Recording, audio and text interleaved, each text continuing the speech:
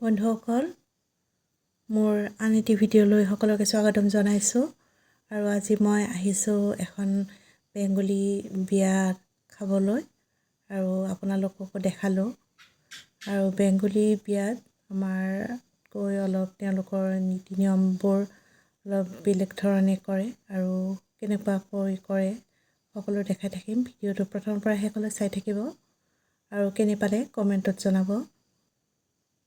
আৰু অলপ থকাৰ পিছত আমি খোৱা লোৱা কৰিলোঁ। তাৰপিছত আৰু এয়া কইনাজনীৰ লগতো ফটো উঠিলোঁ আৰু কইনাৰ বিয়াত ছোৱালীজনীৰ বিয়াত মানে মাক দেউতাকৰ মনত কিমান যে এটা বেদনা সোমাই থাকে সেইবোৰ সকলো পিতৃ মাতৃয়ে অনুভৱ কৰিব পাৰে আৰু প্ৰায়ভাগ ছোৱালীৰে জীৱনত এনেকুৱা এটা দিন আহে, হয়নে নহয় কওকচোন।